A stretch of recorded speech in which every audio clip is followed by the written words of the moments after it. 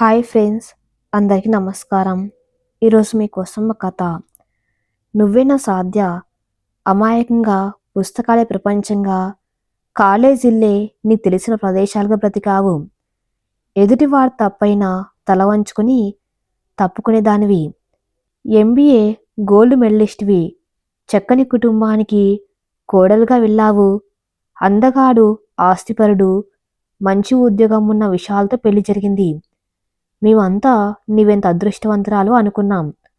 నోట్లో నాలుక లేని దానివి ఇవాళ ఇలా వీధిలో ఎవరో తెలియని అమ్మాయిని ఇబ్బంది పెడుతున్నాడని వాణ్ణెవన్నో కాలర్ పట్టుకొని చెంపలు వాయించి చెడామడ తిట్టేస్తున్నావు. ఇంత ధైర్యం నీకెలా వచ్చింది? అసలు నీ అవతారం ఏంటలా మారింది? ఏసీ కారులో తిరుగుతుంటావనుకున్నాం. ఇంత సాధారణంగా ఆ హ్యాండ్ బ్యాగ్ వేసుకుని ఈ రోడ్డుపై ఏంటే ఇదంతా? ఆపకుండా ప్రశ్నలపై ప్రశ్నలు వేస్తున్న పరిమళ వైపు చూసి చిన్నగా నవ్వి, హా పరి, నువ్వా? సడన్గా 5 ఏళ్ల తర్వాత నువ్విక్కడ వైజాగ్లో ఉన్నావు కదా నువ్వు. విజయవాడ ఎప్పుడొచ్చావు? పైగా స్కూటీలో. అంటే ఈ ఊరికి షిఫ్ట్ అయ్యారా? మీ వారు గోల్డ్ బిజినెస్ కదా? తన ప్రశ్నలకు సమాధానం ఇవ్వకుండా ప్రశ్నిస్తున్న సాధ్య వైపు చిరాగ్గా చూస్తూ, ముందు నీ విషయం చెప్తావా? చిరు కోపంగా అడిగింది పరిమళ. సరే, ముందు మా ఇంటికి పోదాం పదా. ఇక్కడికి దగ్గరలోనే ఉంటున్నా.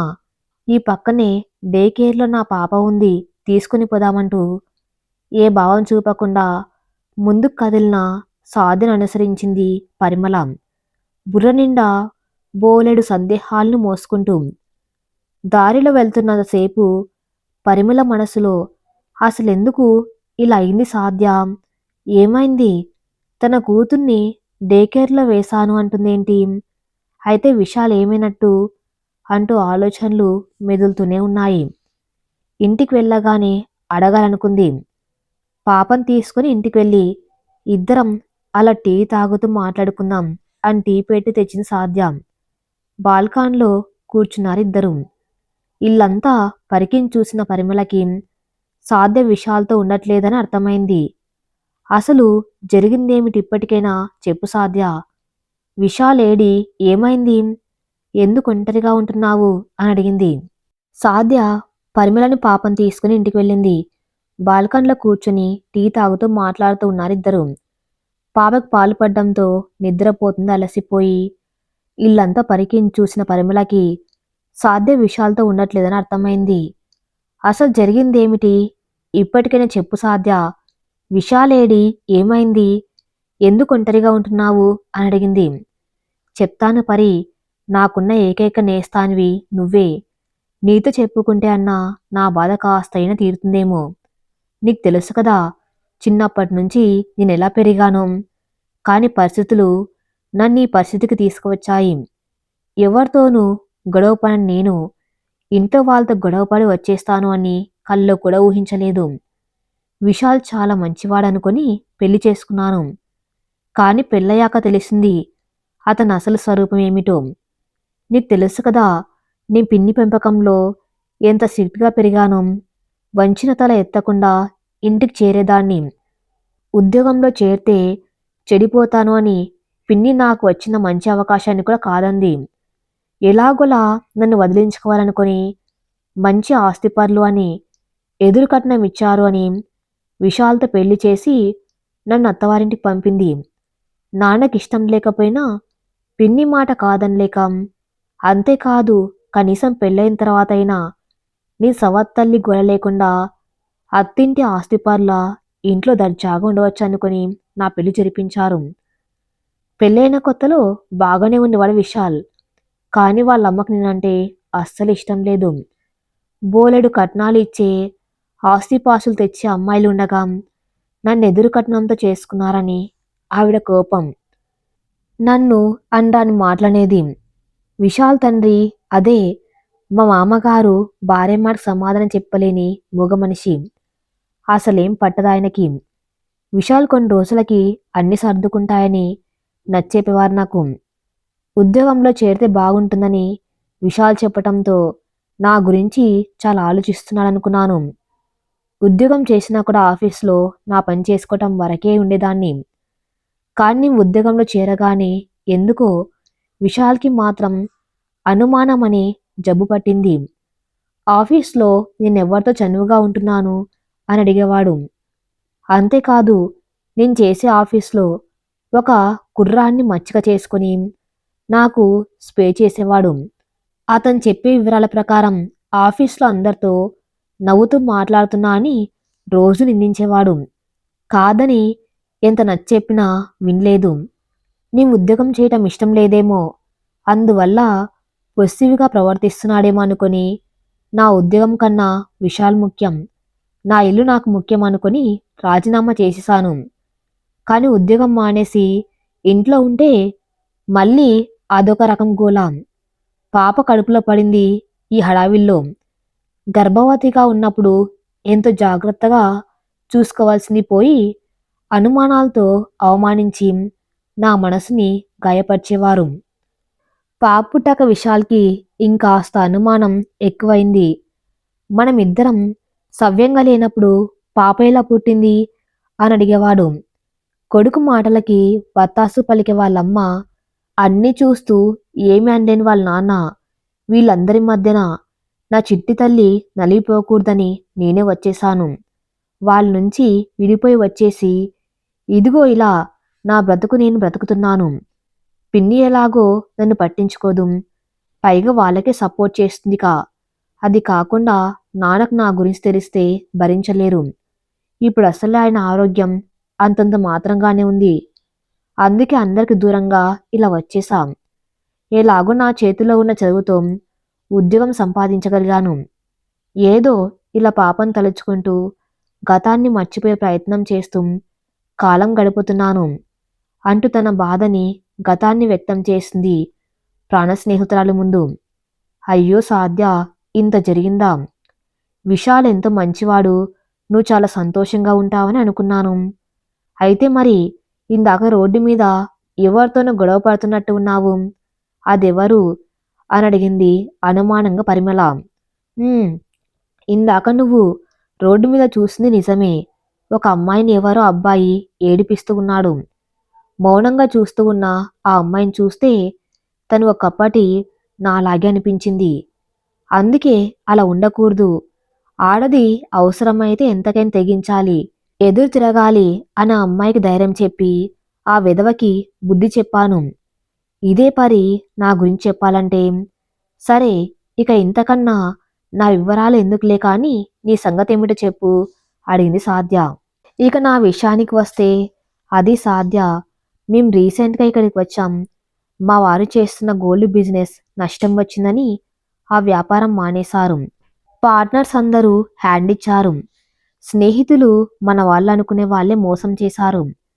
ఆ వ్యాపారం కోసం ఊర్లో అప్పులు ఎక్కువ చేయటం వల్ల అందరు నానా మాటలు అంటున్నారు.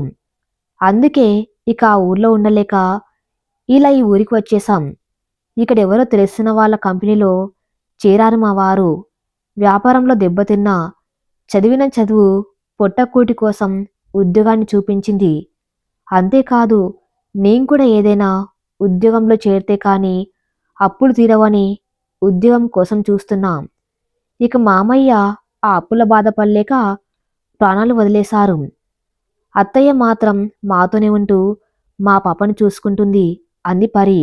ఓహో, అలాగా, సారీ పరి.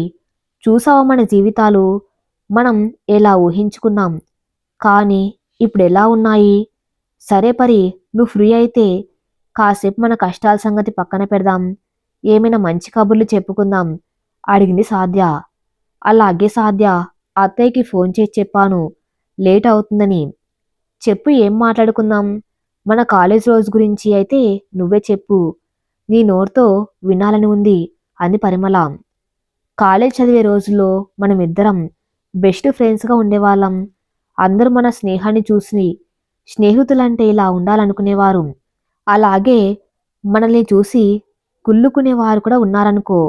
కాని విధి ఎంత బలీయమైందో కదా. ఎక్కడో ఎలాగో ఉండవలసిన మనల్ని ఇక్కడికి తీసుకువచ్చి 5 ఏళ్ల క్రితం విడిపోయిన మనం ఇలా కలవటం ఏమిటో. అంత విధిలీల కదా అంది సాధ్య. నిజమే సాధ్య. చదువుకునే రోజుల్లో కాలేజీలో అందరూ నీ వెంట పడేవాళ్ళు గుర్తుందా? చదువులోను, అందంలోనూ, అన్నిట్లోనూ నువ్వు ఫస్ట్ ఉండేదానివి క్లాస్‌లో. అందుకే అబ్బాయిలందరూ నీతో మాట్లాడాలని ఎంత ఉబలాట పడేవారో తెలుసా? అడిగింది పరిమళ. పరిమళ చెప్పిన మాట విని నవ్వుకుంది సాధ్య. ఏంటి పరి నువ్వు చెప్పేది? నా వెనుక పడేవాళ్ళు కూడా ఉన్నారా? అని అడిగింది ఆశ్చర్యంగా. పరిమళ పెద్దగా నవ్వుతూ, హాహా అవును సాధ్య. అసలు అప్పట్లో నీకు చదువు తప్ప ఇంకేం తెలియదు కదా. నీ వెనక ఎవరేం చేస్తున్నారో కూడా నీకు తెలియనే లేదు. అసలు నువ్వు మాట్లాడిన వాళ్ళే తక్కువ కదా. అంతేకాదు నీతో మాట్లాడడానికి రికమెండ్ చేయమని నా దగ్గరకు వచ్చి కొందరు నన్ను కూడా అడిగేవారు తెలుసా. నేను వాళ్ళకి కుదరదని చెప్పలేక తెగ ఇబ్బంది పడిపోయేదాన్ననుకో అంటూ తమ కాలేజీ విషయాలన్నీ చెప్పుకొచ్చింది పరిమళ. వామ్మో ఏంటి పరి ఇదంతా? ఇంత జరిగిందా నాకు తెలియకుండా?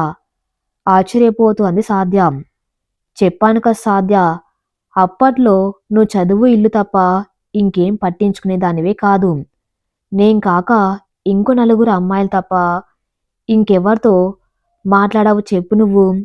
అడిగింది పరి. నిజమే పరి, అప్పట్లో అలాగే ఉండేదాన్ని.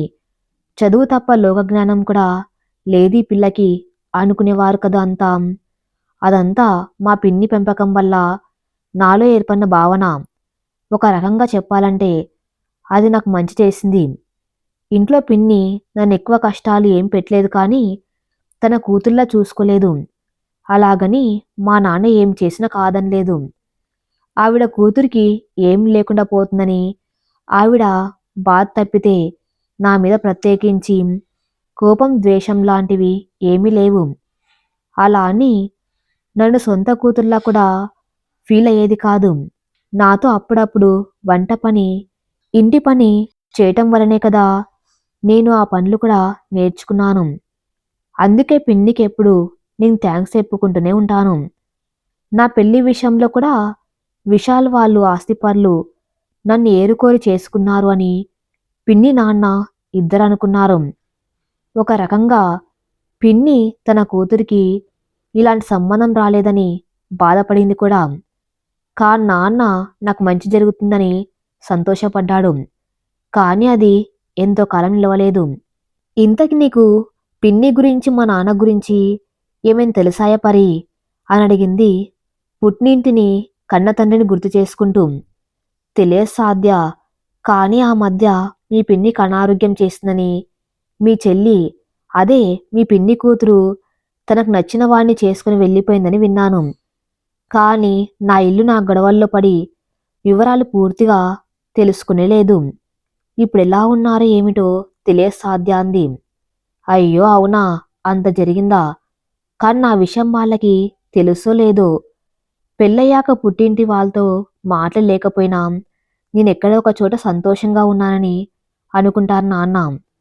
అసలే బాధలో ఉన్న వాళ్ళకి ఇప్పుడు ఈ విషయం తెలిస్తే ఇంకా బాధపడతారు. కానీ ఇలాంటప్పుడు కూడా నీ వాళ్ళకి అండగా లేకపోతే ఎలా పరి? ఏం చేద్దాం చెప్పు? నా మనసు కుదురుగా ఉండట్లేదు. నువ్వు కంగారు పడకు సాధ్య. కాని నువ్వు ఇప్పుడు వెళ్ళటం మంచిది కాదేమో. ఒక పని చేద్దాం. మా కజిన్ని మీ ఇంటికి పంపి అసలు ఏం జరిగిందో ఏమైందో కనుక్కుందాం. ఆ తర్వాత ఏం చేయాలో ఆలోచించవచ్చు. ఈలోగా నువ్వు కూడా కాస్త సెట్ అవుతావు. ఏమంటావు? సరే పరి చూద్దాం. నాన్న ఎలా ఉన్నారో ఏమిటో అని ఆలోచన. అసలు భవితని ఎంతో అల్లారముద్దుగా పెంచింది పిన్ని. తనెందుకు ఇలా చేసిందో అర్థం కావట్లేదు. ఒకసారి తనతో మాట్లాడాలి. అన్ని వివరాలు తెలుసుకుని ఇంటికి వెళ్దాం మంచిదనుకుంటాను. ఈలోగా పాప లేచిన విషయం తెలియచేయటానికి గానే ఏడుస్తుంది. పాప లేచినట్టుంది. సరే సాధ్య, నేను మళ్ళీ వస్తాను. ఎలాగో జాబ్ కోసం వెతుక్కుంటూ ఉన్నావు కదా, ఎప్పుడైనా కలుద్దాం అంటూ లేవబోయింది పరిమళ. హే పరి, ఇప్పుడే నాకు ఒక ఉపాయం తట్టింది. ఒక పంచే, నేను చేస్తున్న కంపెనీలో వేకెన్సీ ఉంది, నీకు ఇప్పిస్తాను. మీ అప్పులు తీరుతాయి. మీరైనా హ్యాపీగా ఉండవచ్చు అంది సాధ్యం. నిజమా?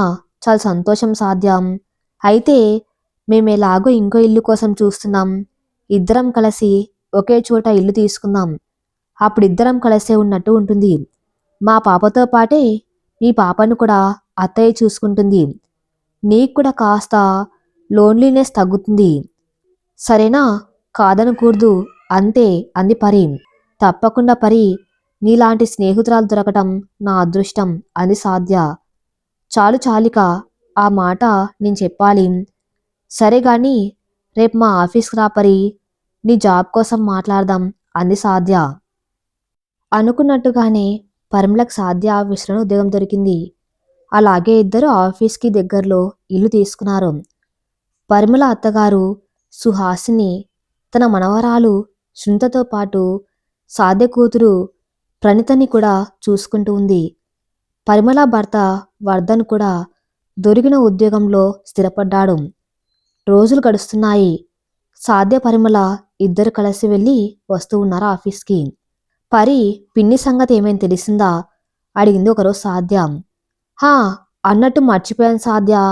మా కజిన్ భరత్ మీ ఇంటికి వెళ్ళి కలిశాడట. అంత బాగానే ఉందట ప్రస్తుతానికి. వాళ్ళకు కావలసినవి అన్ని తనే చూసుకున్నాడట. నువ్వేం టెన్షన్ పడకు, అన్నీ సర్దుకుంటాయి చెప్పింది పరిమళ. ఓ థ్యాంక్స్ పరి. అయినా నేను ఒక 1 వీక్ లీవ్ పెట్టాను. రేపే ఊరికి వెళ్తున్నాను. అక్కడ ఎలా ఉందో చూసి 4 రోజులు ఉండి వచ్చేస్తాను. అత్తయ్యకి చెప్పు అంది సాధ్య. సరే సాధ్య, నేను కూడా వద్దామనుకున్నా. కానీ ఇప్పుడిప్పుడే జాయిన్ అయినా నాకు లీవ్ ఇవ్వరు కదా. నువ్వు వెళ్ళి పిన్నికి నాన్నకి ధైర్యం చెప్పిరా. వీలైతే మా ఇంటికి కూడా వెళ్ళిరా. జాగ్రత్త సాధ్య. మర్నాడు ఊరికి వెళ్ళింది సాధ్య. నాన్న పిన్ని ఎలా ఉన్నారు? ఇంట్లోకి అడుగు పెడుతూనే అడిగింది సాధ్య. అమ్మ సాధ్య, చూసావా నీ చెల్లి ఎంత పనిచేసిందో అంటూ సాధ్యని హత్తుకుని ఏడటం మొదలుపెట్టింది సాధ్య పిన్ని జయ. పిన్ని, నువ్వేం దిగులు పడకు. నేను భవితతో మాట్లాడతాను. నాన్న మీరెలా ఉన్నారు అంది. బాగానే ఉన్నాం తల్లి. నువ్వెలా ఉన్నావు అంటూ పాపం తీసుకుని ముద్దరాడు సాధ్య తండ్రి కిషోర్. అవును సాధ్య, ఇంతకు మీరు ఎక్కడ ఉన్నారు? విశాల్కి నీకు గొడవలు అయ్యాయని విన్నాను. ఇప్పుడంతా ఓకేనా? ఇప్పుడే అవన్నీ ఎందుకు జయ? కాస్త తన్ని విశ్రాంతి తీసుకోముందు. ఇప్పుడే ప్రయాణం చేసి వచ్చింది కదా అన్నాడు కిషోరు. సరే సాధ్య, నువ్వు ఫ్రెష్ అయ్యిరా. భోజనం చేసి తీరిగ్గా మాట్లాడుకోవచ్చు అంది జయ. భోజనాల్లో సాధ్యకి ఇష్టమైనవన్నీ అడిగి మరి చేసింది జయ. భోజనాల తర్వాత పాపను పడుకోబెట్టి తీరిగ్గా కూర్చొని మాట్లాడుకోసాగారు. అమ్మ సాధ్య, భవిత తనకిష్టమైన కాలేజీలో అడగ్గానే చేర్పించాం. తనకి నచ్చినవి కావలసినవి అన్నీ ఇచ్చాం. కానీ ఎందుకు ఇలా చేసిందో అర్థం కావట్లేదు. అల్లారు ముద్దుగా పెంచుకున్న కూతురు అలా వదిలి వెళ్ళిపోయింది. నిన్ను సవత్తల్లిలాగానే పెంచాను. కానీ నువ్వు మాత్రం సరైన సమయంలో తోడుగా ఉన్నావు మాకు అంది జయ కన్నీళ్లు ఒత్తుకుంటూ. అవునమ్మ సాధ్య, అతనెవరో నువ్వు పంపిన భరతట. సరిగ్గా మీ పిన్ని నేను బాధలో ఉన్నప్పుడు వచ్చి మాకు చాలా సహాయం చేశాడు. అన్నీ తనే చూసుకున్నాడు. నీ స్నేహితుడు చాలా బాగా చూసుకున్నాడమ్మా అన్నాడు కిషోరు. ఓ అతనా? భరత్ అని పరి లేదు, తన కజిన్ నాన్న. తనే పంపింది. పోనీలే నాన్న, మీకు ఇబ్బంది ఏం లేదు కదా అని అడిగింది సాధ్య. లేదు తల్లి, ఇప్పుడు చెప్పు. విశాల్కి నీకు గొడవ ఏంటి? ఏమైంది అసలు? అది నాన్న, నేనిప్పుడు విశాల్తో ఉండటం లేదు నాన్న. తనకి నేనేం చేసినా తప్పే. ఆ ఇంట్లో నాకు విలువ లేదు. వాళ్ళమ్మకి కట్నం డబ్బులు తీసుకొని రాలేదని నేనంటే కోపం. వాళ్ళ నాన్న ఏం మాట్లాడలేని మూగ మనిషి. ప్రణతి పుట్టిన తర్వాత విశాల్ అనుమానం ఎక్కువైంది. ఇక ఆ ఇంట్లో ఉండలేనని పాపం తీసుకుని వచ్చేశాను. ఇప్పుడు నేను పరిమళ ఒక చేట ఉంటున్నాం. ప్రణతిని కూడా వాళ్ళ అత్తగారు చూసుకుంటున్నానా అన్నట్టు రేపొకసారి పరివాళ్ళ ఇంటికి కూడా వెళ్ళి చూసి రావాలి. అయ్యో, అంత జరిగిందా? పాపిష్టి దాన్ని డబ్బు కక్కుర్తిపడి అతనికిచ్చి పెళ్లి చేశాను. ఎవరో ఏమిటో తెలుసుకోకుండా. నీ జీవితం ఇలా అవ్వటానికి కారణం నేనే. నన్ను క్షమించు సాధ్య ఏడుస్తూ చెప్పింది జయ. అయ్యో పిన్ని, నా తలరాత అలా ఉంటే నువ్వేం చేస్తావు పిన్ని? ఇప్పుడు బాగానే ఉంది. విశాల్ దగ్గర నుంచి విడాకుల కోసం అప్లై చేశాను. నేను నా కాళ్ళ మీద నిలబడగలిగాను. నువ్వేం బాధపడకు. ఎక్కువ ఆలోచించకుండా రెస్ట్ తీసుకో. అసలే నీకు ఆరోగ్యం బాగలేదు. హలో భవిత, నీ సాధని మీ అక్కని. ఎలా ఉన్నావు? ఎక్కడ ఉన్నావు? హలో అక్క, నేను బాగానే ఉన్నాను. నువ్వెలా ఉన్నావు? ఏంటి ఇన్నాళ్లకు ఫోన్ చేశావు? నేను బాగానే ఉన్నాను భవిత. నువ్వు చేసిన పని ఏమిటి? అమ్మ ఎంత బాధపడుతుందో తెలుసా? నేను బాగానే ఉన్నాను భవిత. నువ్వు చేసిన పని ఏమిటి? అమ్మ ఎంత బాధపడుతుందో తెలుసా? నీ మీద బెంగ పెట్టుకుని మంచం పట్టింది.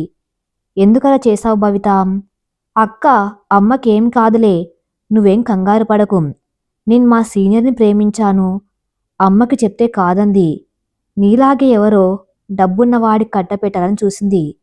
అందుకే ఇంట్లో నుంచి వచ్చేశాను. అమ్మ కాస్త తగ్గాక వస్తానక్క. నువ్వు జాగ్రత్త. అమ్మా నాన్న జాగ్రత్త. నీకు చెప్పనక్కర్లేదులే. సరే అక్క, ఉంటాను. కావాలంటే ఫోన్ చెయ్యి అంది భవిత. అంకుల్ ఎలా ఉన్నారు?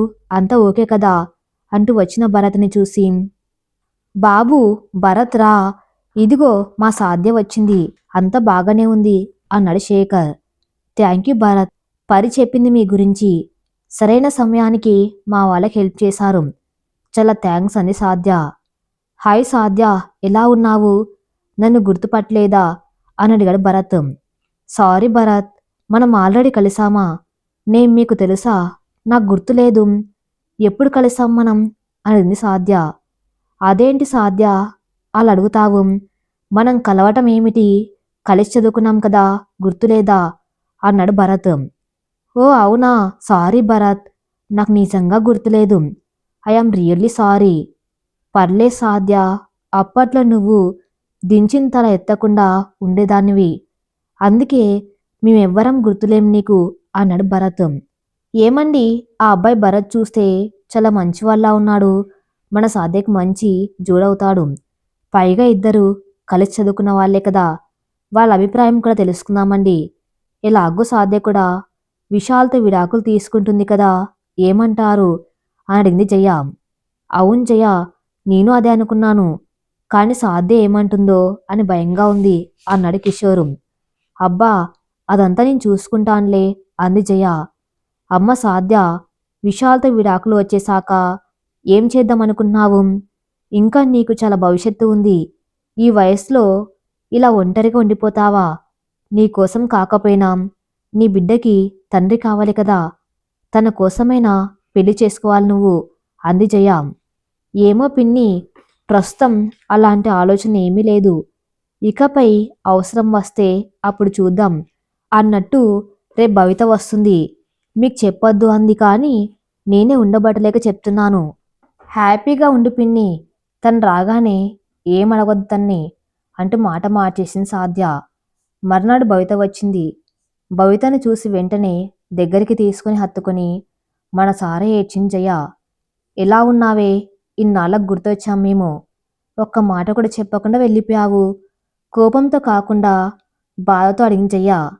పిన్ని, ఇప్పుడు అవన్నీ ఎందుకులే, తను వచ్చింది కదా, అదే చాలు అంది సాధ్య. లేదంటే నాకు కూడా అక్కలాగే ఎవరో డబ్బున్నవాణ్ణి కట్టబెట్టి నా జీవితం కూడా దానిలాగా పాడు చేసేదానివి. అందుకే నా దారి నేను చూసుకున్నా. అయినా నేను ప్రేమించింది మా సీనియర్ ఉమాకాంత్నే. తను చాలా మంచివాడు. నేను వాళ్ళింట్లోనే ఉంటున్నాను. వాళ్ళింట్లో నా గురించి తెలిసి మా పెళ్లికి ఒప్పుకున్నారు. కానీ నీకోసమే మేమింకా పెళ్లి చేసుకోలేదు. నువ్వు నాన్న ఒప్పుకుంటేనే మన పెళ్ళి అని చెప్పాడు ఉమా. ఇప్పటికైనా మా పెళ్లికి ఒప్పుకున్నట్టేనా, లేదా ఇంకేమైనా అభ్యంతరాలు ఉన్నాయా అంది భవిత. అయ్యో, ఎందుకు కాదంటానే, మీ ఇష్టమే మా ఇష్టం. అబ్బాయి వాళ్ళని పిలిపించి మాట్లాడదాం, సరేనా అంది జయ. పరిమళ ఇంటికి వెళ్ళి అక్కడ తన క్షేమ సమాచారాలు చెప్పి తనతోనే ఉంటున్నట్టు చెప్పింది సాధ్య. పోనీలే, ఇప్పటికే స్నేహితురాలు కలిసే ఉంటున్నారు అనుకున్నారు వాళ్ళింట్లో. సరే పిన్ని, ఇక్కడంతా సెట్ అయినట్టే కదా. భవిత పెళ్లికి పరిమళం తీసుకుని మరీ వస్తాను. రేపు ఊరికి బయలుదేరుతాను అంది సాధ్య. ఓ అలాగే, పెళ్ళికి మాత్రం నెల రోజులు ఉండేలాగా రావాలి అంది భవిత. భరత్, మీరు మా కుటుంబానికి చాలా హెల్ప్ చేశారు. నేను రేపు ఊరికి వెళ్తున్నాను. ఎప్పుడైనా కలుద్దాం అంది సాధ్య. సాధ్య, నీకొక విషయం చెప్పాలి. ఏంటది? పరి మా అమ్మయ్య కూతురు. కానీ ఇద్దరం ఫ్రెండ్స్ లాగా ఉండేవాళ్ళం. కాలేజీలో చదివేటప్పుడే నేను నిన్ను ప్రేమించాను. నీకు ఆ విషయం చెప్పమని పరితో చాలాసార్లు చెప్పాను. కానీ చెప్పలేదు తను. నేను చెప్పే ధైర్యం చేయలేకపోయాను. కానీ ఈలోపు నీ పెళ్ళి అయిపోయిందని తెలిసి బాధపడ్డాను. కాని తర్వాత పరి నిన్ను కలిశానని నీ గురించి చెప్పింది. చాలా బాధేసింది. చిన్నప్పటి నుంచి కష్టాల్లో పెరిగావు. పెళ్ళయ్యాక సుఖపడతావనుకుంటే అలా అయిందనుకున్నాను. ఒకవేళ నీకిష్టమైతే నీకు తోడుగా నేనుంటాను. నీ బిడ్డకి తండ్రిగా నీకండగా ఉండాలి అనుకుంటున్నాను. నీకిష్టమైతేనే. ఇప్పుడే కాదు, బాగా ఆలోచించుకొని చెప్పు. నువ్వెప్పుడంటే అప్పుడే. నీ నిర్ణయం కోసం ఎదురు చూస్తూ ఉంటాను. అన్నట్టు నాకు కూడా నువ్వు ఉండే చోటనే ఉద్యోగం వచ్చింది. నేను కూడా త్వరలో అక్కడికి వచ్చేస్తాను. మనం మళ్ళీ కలిసినప్పుడు నీ అభిప్రాయం చెప్పు. ఇలా అడుగుతున్నాడేమిటా అనుకోకు. నా మనసులో ఉన్న విషయం చెప్పేశాను. తర్వాత నీ ఇష్టం అనేసి వెళ్ళిపోయాడు భరత్. పరి ఏంటి నువ్వు చేసిన పని? భరత్ ఎవరసలు అని అడిగింది. ఊరు నుంచి రాగానే పరిమళని కలిసిన సాధ్య. హాయ్ సాధ్య, ఎప్పుడు వచ్చావు? ఎలా ఉన్నారు అక్కడంతా? ఏంటి వస్తూనే నా మీద దండయాత్రకు దిగావు అంది పరిమళ. భరత్ నన్ను ఇష్టపడుతున్నాడని తెలిసే మా పిన్ని దగ్గరికి పంపించావు కదా అని అంది. అవును సాధ్య, ఎలాగూ విషయాలతో డివర్స్ తీసుకున్నావు.